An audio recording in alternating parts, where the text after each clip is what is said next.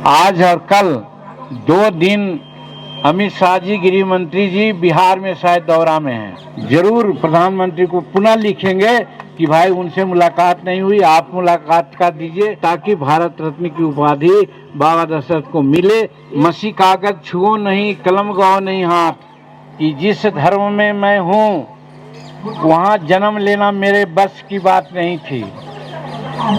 जिस धर्म में माता पिताजी थे तो जन्म ले लिए, लेकिन मैं मरूंगा उस धर्म में नहीं, इसलिए कि वो धर्म में जाति पाति, ऊंच नीच, छुआछूत, अनेक प्रकार की बुराइयां हैं कि छोड़ दीजिए उन लोगों को जो बाहर से आए हैं, जो हमारे देश के नहीं वो लोग हैं। मूल निवासी हम लोग यहाँ के हैं। वो बड़े लोग जो है 15% हम लोगों को उभरने नहीं देगा जैसे आज तक है। आज और कल 2 दिन अमित शाह जी, गृह मंत्री जी बिहार में शायद दौरा में हैं, तो आज और कल मुलाकात उनसे नहीं होगी। अब 3 तारीख को आते हैं, 3 तारीख को लौटना है हम सबों को।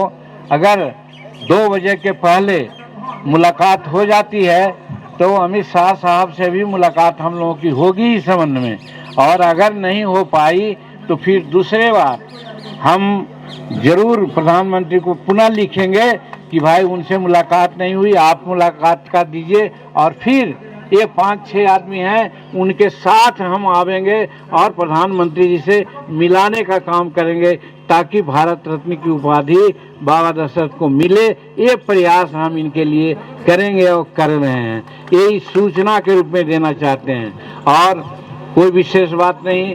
बातें तो बहुत हुई समाज की।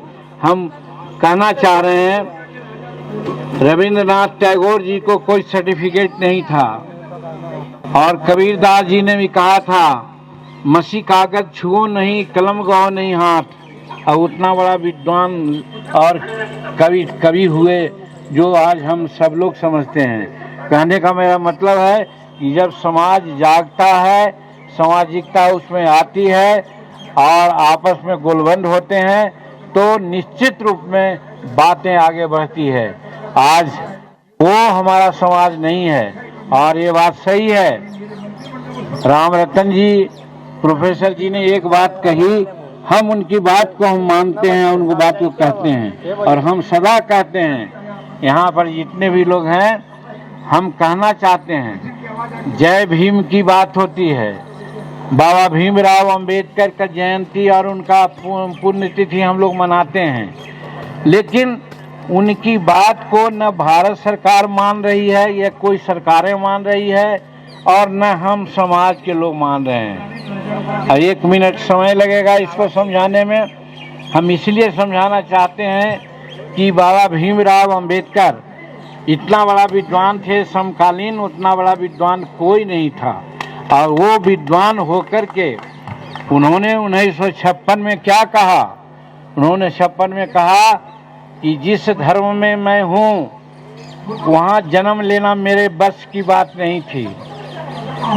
जिस धर्म में माता पिताजी थे तो जन्म ले लिए, लेकिन मैं मरूंगा उस धर्म में नहीं, इसलिए कि वो धर्म में जाति पाति, ऊंच नीच, छुआछूत, अनेक प्रकार की बुराइयां हैं। इसलिए 1956 में आप लोग जानते हैं कि वो बुद्ध धर्म को अपनाया था और उसके पीछे उनकी मंशा थी कि जाति विहीन समाज की कल्पना हो।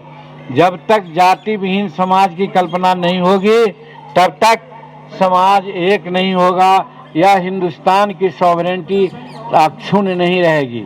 लेकिन आज क्या हो रहा है? आज शेड्यूल कास्ट में ही हम लोग ब्राह्मणवाद की बात करते हैं, मनुवाद की बात करते हैं, लेकिन ये कहते नहीं कि जब हम उंगली उठा रहे हैं कि वो हम लोग गलत करके मनुवाद के व्यवस्था ब्राह्मणवादीवाद के चलते हमको बांटे हैं, तो ये 3 उंगली हमको कह रही है कि आप क्या कर रहे हो।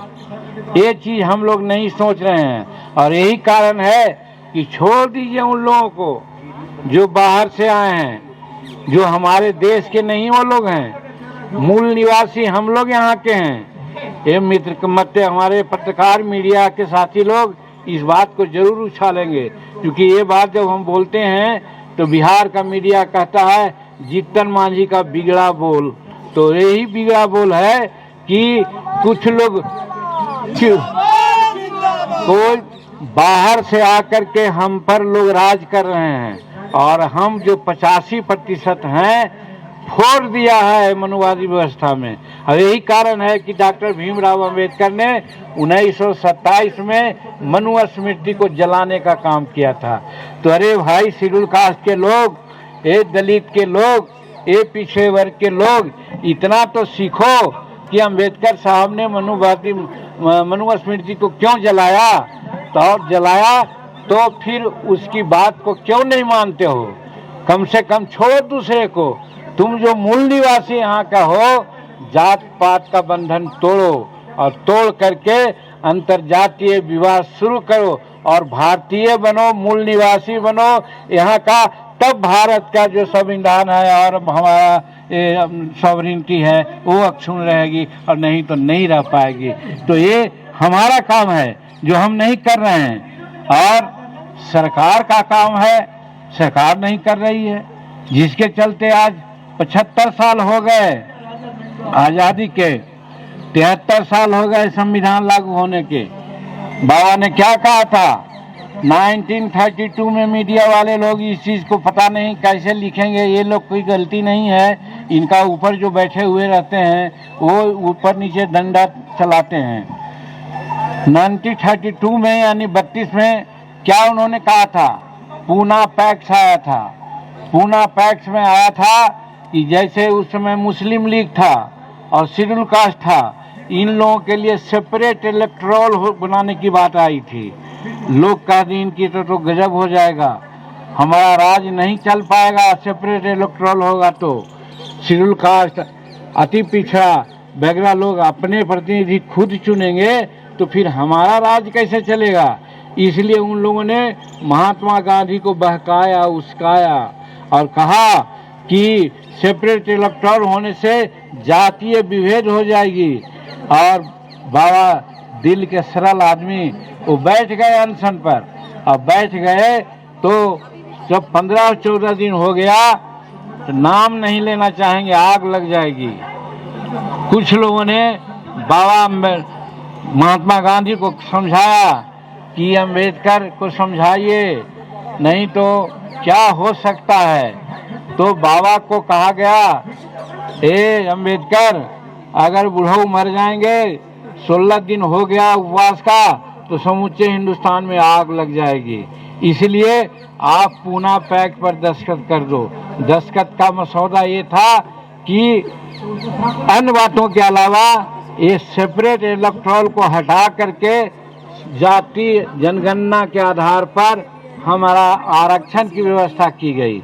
यानी लोटा दिखला करके बटलो ही गायब कर दिए। देहात में हम लोग कहते हैं कि छोटा चीज दिखला के बड़ा चीज गायब कर दिए, और वही आरक्षण लेकर के आज तक हैं। आज सेपरेट इलेक्टोरल की बात क्यों नहीं होती है? आज अगर सेपरेट इलेक्टोरल की बात हो, 131 MP हैं यहाँ, 1000 से ज़्यादा MLA हैं, और सब रिजर्वेशन के आधार पर आते हैं। हम बाबा साहब दशरथ बाबा के नाम पर आए हुए सभी लोगों से कहना चाहते हैं, और हिंदुस्तान के लोगों को कहना चाहते हैं कि हमको जब तक सेपरेट इलेक्टोरल नहीं दिया जाएगा गरीबों को, दलितों को और पिछड़ों को, तब तक वो बड़े लोग जो है 15% हम लोगों को उभरने नहीं देगा। जैसे आज तक है, सब सत्ता में वही लोग रहेगा। आज सेक्रेटेरिएट में चले जाइए, सेंट्रल सेक्रेटेरिएट में कितनी संख्या हम लोगों की है? उन लोग 15% है, लेकिन उसकी जनसंख्या वहाँ 85% है। आज वही सत्ता चलाते हैं। तो इसलिए सेपरेट इलेक्टोरल भी होना चाहिए, ये बाबा अंबेडकर ने कहा था। तो इसको कौन करेगा? सरकार करेगी। तो सरकार नहीं कर रही है। तो एक तरफ हम नहीं बात उनकी मान रहे हैं, और दूसरी तरफ सरकार भी बात नहीं मानते हैं, और हम उनकी जन्म तिथि पुण्यतिथि मनाते हैं। तो हम कहना चाहते हैं कि दशरथ बाबा जो काम कर रहे थे, वो बाबा अंबेडकर साहब के बहुत से कामों का अनुसरण कर करके आगे समाज को बढ़ाना चाहते थे। उस ओर हमारा ध्यान देना चाहिए, और श्रम का भी जहाँ तक सवाल है, हिंदुस्तान नहीं संसार में ऐसा नहीं नजीर मिलेगा कि 22 वर्ष 4 महीना लगातार अपने तय कोई काम करता हो, श्रम लगाता हो और बड़ा काम कर देता है, पहाड़ को चीर देता है। ऐसा कोई नहीं है। अगर ऐसा करता तो निश्चित रूप में वैसे लोगों को नोबेल प्राइज मिलता, लेकिन ये चूंकि शेड्यूल कास्ट के लोग रहे, गरीब लोगों के रहे, इसलिए नहीं इनको भारत रत्न हम लोग मांगते हैं, सो भारत की सरकार नहीं दे पा रही है। तो इसलिए हम भारत सरकार से कहना चाहते हैं कि बात यहीं नहीं रुकेगी।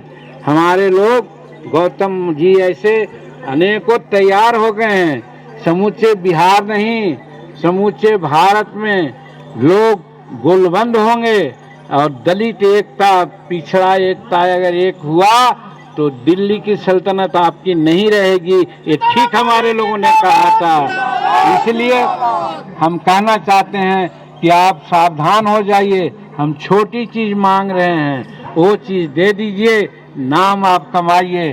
और अगर ये देते हैं तो आपकी महानता, और नहीं तो जब ये संकल्प लिया है हमारा सत्येंद्र गौतम, तो सत्येंद्र गौतम का ये संकल्प नहीं है। जब हम यहाँ जंतर मंतर रोड में बात कर रहे हैं तो ये समूचे हिंदुस्तान के लोग और मीडिया भाइयों का अगर सहूलियत हुई, हम लोगों को मदद करने की बात की, तो पब्लिक डोमेन में इन सारी बातों की चर्चा करेंगे लोग, तो निश्चित रूप में हमको भारत रत्न का उपाधि उनको मिलेगा दशरथ बाबा के लिए।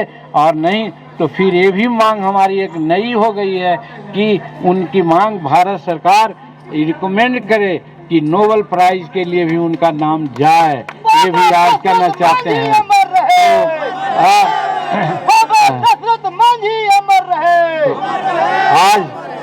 आज यही प्रकरण रहा और लोग आए हैं, इतना देर से बैठे हैं, सारी बात को सुने हैं।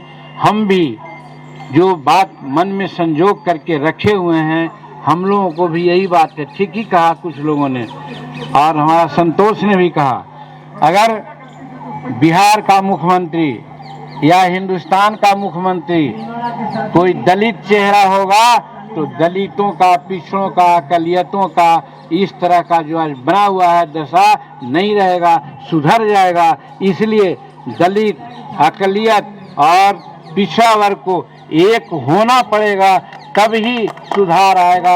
आज के दिन में बाबा को जब भारत रत्न देने की बात के लिए हम लोग आए हुए हैं, तो आज ये हम आह्वान करते हैं और हम इन्हीं चंद शब्दों के साथ आए हुए सब लोगों का स्वागत करते हैं, खास करके पद यात्रियों का स्वागत करते हैं और मीडिया भाइयों को भी बहुत बहुत धन्यवाद देते हैं। नेशनल दस्तक की आपसे गुजारिश है कि अगर इसको बचाना चाहते हैं तो नेशनल दस्तक को सब्सक्राइब करने के लिए रेड कलर के सब्सक्राइब बटन को दबाएं, फिर बेल आइकन की घंटी दबाएं।